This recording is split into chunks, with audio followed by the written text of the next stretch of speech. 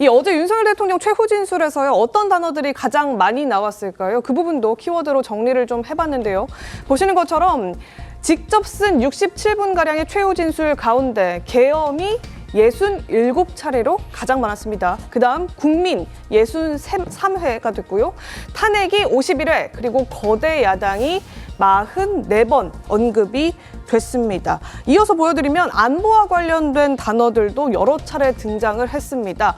간첩이 25번, 위기가 22번, 북한 15번, 안보 14번 이렇게 집계가 됐습니다.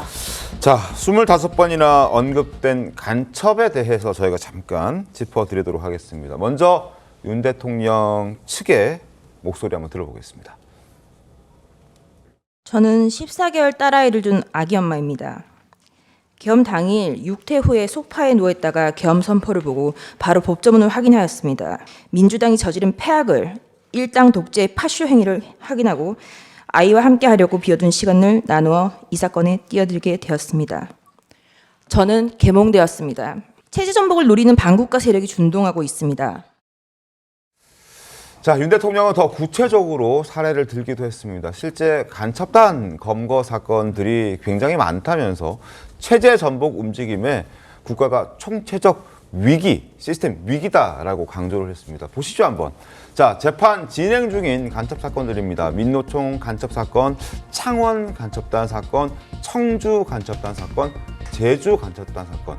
여전히 지금 재판이 진행 중이고 여기에 피의자들은 이미 석방되어서 공공연히 활동을 하고 있다, 뭐 이런 얘기 주장을 했습니다. 권민경 대변인님. 예, 사실 이게 간첩 문제가 정말 심각하다라고 할 수 있는 건데 문재인 정권 시절만 해도 요즘 세상에 간첩이 어딨냐, 이제 그런 이야기들이 나왔지만 저희가 집권을 하고 나니까 요즘 세상도 간첩이 있었다라는 거죠. 더군다나 네. 더불어민주당에서 이 어떤 그 국정원의 대공수사권을 또 박탈을 하지 않았습니까? 그래서 어떤 간첩 수사의 노하우가 전혀 없는 지금 경찰이 수사를 진행을 하고 있는 상황이기 때문에 네. 지금 창원 간첩 사건 같은 경우에도 상당히 지지부진한 양상을 보이고 있다라고 저는 알고 있습니다. 또한 이게 민노총의 전직 간부가 이제 북한의 지령문을 그대로 이행을 해서 국가보안법 위반으로 15년형을 받았었죠. 대표적으로 이태원 사고에 대해서 뭐 윤 대통령의 퇴진이 곧 추모다, 뭐 이런 구호들을 그대로 읊었다라는 것이 공소장에 적나라하게 나와 있습니다. 그렇기 때문에 간첩 문제가 정말 심각하다라는 것이고, 또한 어떤 중국의 선거 개입 문제가 캐나다에서도 실체적으로 비화가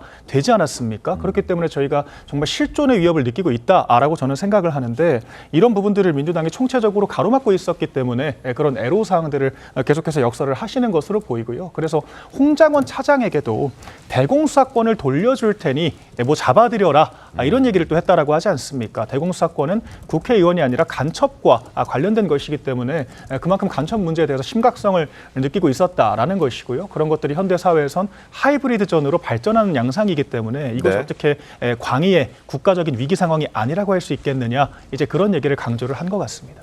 네, 윤 대통령 이 간첩 문제가 그러니까 검찰 공소장에서도 드러날 만큼 어느 정도 입증이 됐고 실체가 있는 이야기이기 때문에 이 체제 전복을 위한 비상사태가 국가에서 벌어질 수도 있겠다, 이런 인식을 좀 갖고 있었던 것 같습니다. 어제 발언 조금 더 들어보시죠.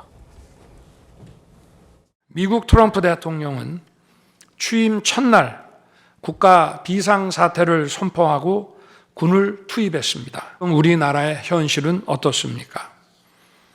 국가 비상사태가 아니라고 단언할 수 있습니까? 요즘 세상에 간첩이 어디 있냐고 말하는 분들도 있습니다. 하지만 간첩은 없어진 것이 아니라 대한민국의 자유민주주의를 무너뜨리는 체제 전복 활동으로 더욱 진화한 것입니다. 현재 재판이 진행 중인 간첩 사건이 민노총 간첩단, 창원 간첩단, 청주 간첩단, 제주 간첩단 등 4건이나 됩니다. 네, 지금 간첩단 사건 4건이나 된다, 이렇게 맞습니다. 짚어. 아까 저희가 소개해드렸던 그 4건의 간첩단 사건이 바로 그 사건인 거죠. 네, 이게 좀 증명이 어느 정도 됐고 실체가 있었기 때문에 대통령이 고심 끝에 고심을 많이 했다, 이런 취지로 지금 얘기하신 것 같은데 어떻게 들으셨어요? 그렇죠. 그러니까 간첩단 사건은 수사를 철저하게 해야 되는 것이고, 간첩단을 수사할 역량들은 대한민국 정부가 가지고 있습니다. 뭐 앞서 얘기했듯이 뭐 이게 수사의 역량이 줄었다 말다 하는데, 국정원의 이 대공수사권에 대해서 이 조정이 있었던 거는 역대 간첩단을 조작했던 사건들이 꽤 있었어요. 최근에는 서울시 유성 공무원에 대해서 조작을 해서 뭔가 이거를 정치적으로 이용하려고 했던 부분들이 드러났지 않습니까? 그래서 최소한의 그런 피해는 줄이자는 의미에서의 제도적 개혁이었지, 간첩을 잡지 말자, 어느 대한민국에서 그런 주장을 할 수 있겠어요? 근데 간첩단 사건이 4개 일어났다고 해서 국회 군대를 동원하고 정치인들을 체포하고 그리고 야당과 본인에 반대하는 세력을 정복 반국가 세력을 규정하라고 그 누구도 허락하지 않았습니다. 그거는 보통 우리들이 망상이라고 하죠. 그러니까 지금 윤석열 대통령 측이 주장하는 거는 민주당에 있어. 민주당이 있는데 뭔가 하이브리드전을 통해서 부정선거로 당선된 사람들이 덜어 있고 네. 국회가 범죄 소굴이 됐고 거기에는 틀림없이 간첩들이 막 가득 차 있을 거야. 그 사람들 다 잡아서 뭔가 나라를 제대로 한번 만들어 봐야겠다. 이런 맥락이거든요. 그러니까 저는 전혀 뭐 설득력은 뭐 계속 찾아보려고 해도 없고요.